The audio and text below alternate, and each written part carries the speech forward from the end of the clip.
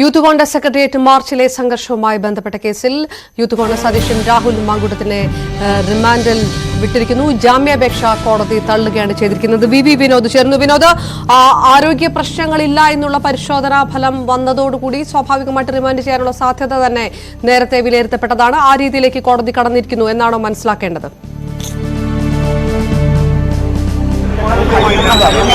രാഹുൽ മാങ്കൂട്ടത്തിൽ റിമാൻഡിലേക്ക് ജയിലിലേക്ക് പോവുകയാണ്. 22 വരെയാണ്, 14 ദിവസത്തെ റിമാൻഡാണ് കോടതി ഇപ്പോൾ ഉത്തരവായി പറഞ്ഞിരിക്കുന്നത്.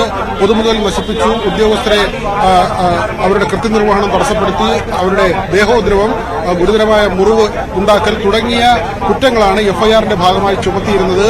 ഇതെല്ലാം തന്നെ കോടതി അംഗീകരിച്ചിരിക്കുന്നു. രാഹുൽ മാങ്കൂട്ടം സെക്രട്ടേറിയറ്റ് മാർച്ച് നടത്തിയതിന്റെ പേരിൽ 22 വരെ 14 ദിവസത്തെ റിമാൻഡിലേക്ക് യൂത്ത് കോൺഗ്രസിന്റെ സംസ്ഥാന അധ്യക്ഷൻ പോകുന്നു. വലിയ വാദപ്രതിവാദമാണ് ഇന്ന് കോടതി മുറിയിൽ നടന്നത്. നാടകീയമായിരുന്നു രാവിലത്തെ സംഭവങ്ങൾ. രാവിലെ 5:30 മണിയോടെ, പുലർച്ചെ 5:30-ക്ക് അടൂരിലെ വസതിയിൽ നിന്നാണ് രാഹുൽ മാങ്കൂട്ടത്തെ കന്റോൺമെന്റ് പോലീസ് കസ്റ്റഡിയിലെടുക്കുന്നത്. അവിടെ തന്നെ അറസ്റ്റ്, തുടർന്ന് കന്റോൺമെന്റ് സ്റ്റേഷനിലേക്ക് കൊണ്ടുവരികയും മറ്റ് നടപടിക്രമങ്ങൾ പൂർത്തിയാക്കുകയും ചെയ്തു. തുടർന്ന് ഫോർട്ട് ആശുപത്രിയിലേക്കാണ് കൊണ്ടുപോയത്. അവിടെ വൈദ്യപരിശോധന പൂർത്തിയാക്കി CJM 3-ലേക്ക് കൊണ്ടുവന്നു.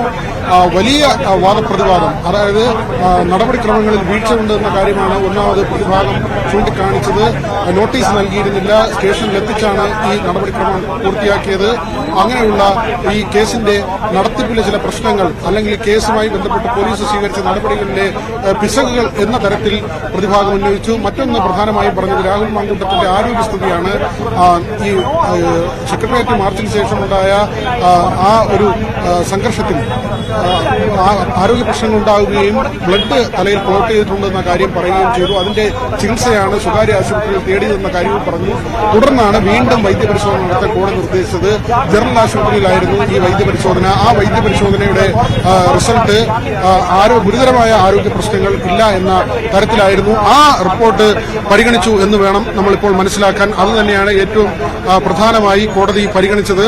അതിനുശേഷം ഈ പറഞ്ഞതുപോലുള്ള കുറ്റകൃത്യങ്ങൾ അത് സമർത്ഥിക്കാൻ പ്രോസിക്യൂഷന് കഴിയുകയും ചെയ്തു എന്നതാണ്. കാരണം രാഹുലിന്റെ സാന്നിധ്യം അവിടെ ഉണ്ടായിരുന്നു. സ്ത്രീകളെ മുന്നിൽ നിർത്തി പട്ടിക കൊണ്ട് പോലീസിനെ മർദ്ദിച്ചു. ഇതിന്റെ ദൃശ്യങ്ങളുണ്ട്. പ്രവർത്തകരെ അവരെ പ്രകോപിപ്പിച്ച് ഈ സംഘർഷത്തിലേക്ക് തള്ളിവിട്ടത്, പോലീസിനെ ആക്രമിക്കുന്ന നിലയിലേക്ക് തള്ളിവിട്ടത്